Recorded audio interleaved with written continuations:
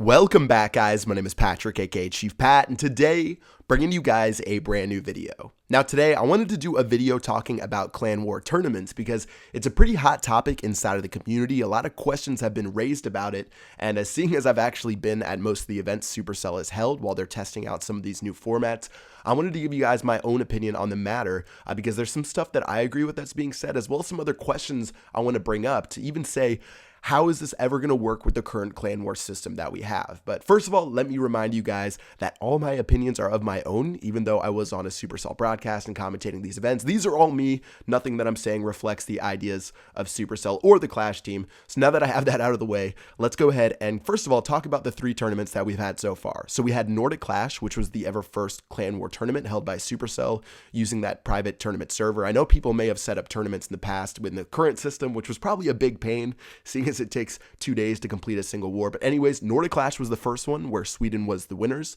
And then we had Korean Clash Invitational, where Korea, China, and Sweden faced off with China winning. And then of course ClashCon, where we had China ended up beating 7 other clans to win the event. Glory China #1, that is. So those were the events so far. And a lot of complaints have come about based on, number one, people feel that the war community is not being properly represented during these. And then number two, that a lot of the attacks that you're seeing are bad and the army compositions are flat out wrong. And you might have heard Galadon and I question some of the attacks on the broadcast. We're not idiots when we're commentating these events, when we see a lot of go wipes and different stuff like that. Obviously, those aren't what you're looking for when you're trying to make 3-star strategies, especially against the Town Hall 9s. A lot of those were head scratchers for me, but I'll talk a little bit more about those later. And first of all, let me bring up the question, how do you actually pick clans for this event? Because obviously, trophy pushing isn't the way to do it.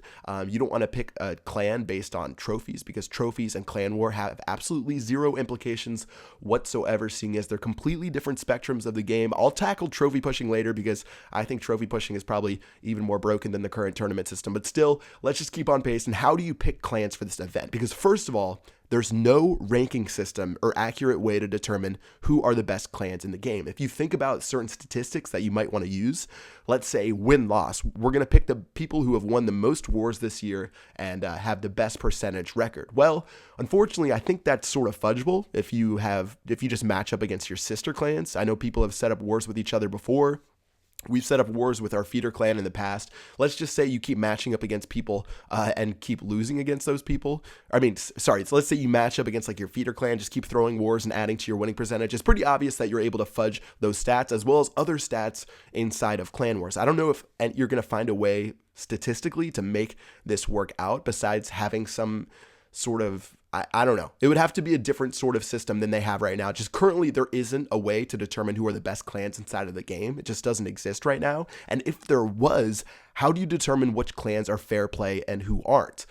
That's a pretty touchy subject, probably something that I really don't want to get into, but you have to determine which clans are playing by the rules and which aren't. And I think that just opens up a giant question mark inside of Supercell's heads when they're picking these sorts of wars. So maybe they gravitate towards trophy pushing clans. I don't know how they chose the Chinese or the Korean clans. Maybe some of those were trophy pushing. Maybe some of those were based on stuff they saw inside the community. But it's obvious that we're not getting the best clans in the war right now. And that's a problem. You want to have these tournaments with the best clans in the entire war. Of course, we saw some impressive attacks, but you wouldn't want to see the best of the best for these types of events.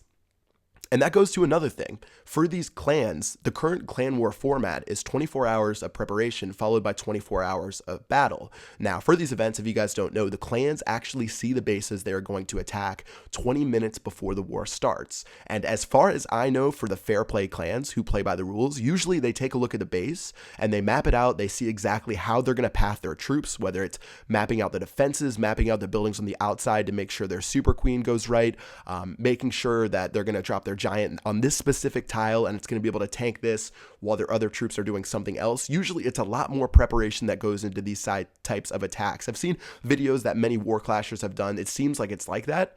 Personally, for me, I've never branded myself as a war expert. I don't think I've ever said that. Maybe when the wars first came out, but over these last couple of months, I've definitely been slacking when it comes to war. But I generally know what happens during these raids, even if I don't do them myself. Anyways, I'm just saying the process for these sorts of attacks requires extensive preparation just for the current clan war format. That's why for some channels you're able to see these people pull out these amazing attacks that of course are completely fair play, and they're just mapping out the base and everything's down to a science, and those raids are absolutely awesome to watch, to really just watch a base get destroyed in such a perfect format. But if you only have 20 minutes to prepare, maybe some of these clans like Glory China, we saw a lot of their great attacks. Maybe there's just not enough preparation time for these guys. And is it possible to give these guys enough preparation times for these type of events while keeping them in an environment where they're being watched by referees and stuff like that? So it's really tough to see, are these guys given enough preparation time? And if you give them more preparation time, what's going to happen as far as keeping the fair play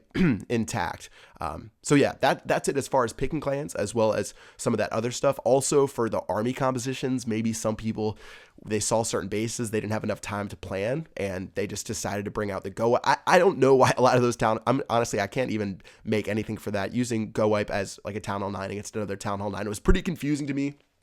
Even someone like me, if I have to clean up a Town Hall 9 base as a Town Hall 10, generally using probably Go Laloon just because it's so easy as a Town Hall 10 against a Town Hall 9. Maybe Go Hog if I really just want to have fun. But usually I'm just cleaning up with a different type of attack. So I'm not sure why we saw what we have right there. So yeah, it's tough right now, I think, to pick the right clans inside of the game because there's no accurate way to pick the clans. I don't know how those would actually work out while making sure that those clans are fair play.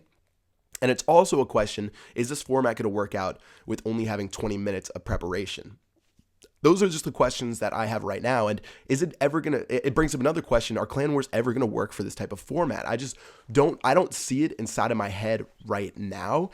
I actually see maybe some sort of new game mode comes to the game in 2016. Again, this is just my opinion and something I would like to see. Maybe something that's a little bit smaller and a little more digestible and made to be streamed for these type of events. Because having these special tournament servers, which Supercell does for these type of events, they have to literally fudge the numbers and make these wars last only an hour and make the preparation phase last 20 minutes, which generally clans can't practice going into these type of events.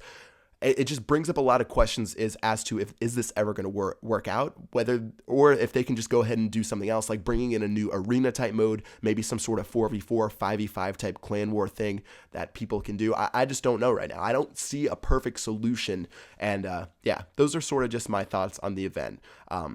That's pretty much it for what I have to say on this video. I'm going to rewatch it to make sure I didn't say anything stupid, but that's sort of my thoughts on why some of the attacks that we saw were lackluster, why it's some of the clans that we saw maybe weren't the clans that we would like to see for the clans competing in ClashCon, which is supposed to be the biggest event in the world for Clash of Clans. And those are just my thoughts on the matter. I'm a little bit worried as far as what they're going to do as far as these type of tournaments, because I've been along the way for these type of tournaments, and I've been hoping for something to click in my head and say, bam, that's the right format. That's the right way to pick the clans. And I haven't seen anything just yet from these types of formats. And that's a little bit troubling going into 2016. And this is really the last tournament that is scheduled. I've been doing this commentary stuff for like the last 5 months for these type of events, but luckily I get to go back home in a couple of days and just hang out, which is going to be amazing. But yeah, if you guys have any comments on this video, let me know with a comment in the comment section below. But that's going to do it for me. Clan War tournaments, lots of questions to be asked, and I'd love to hear what you guys have to say. That's going to do it for this video. Until next time, I will see you guys later. Peace out.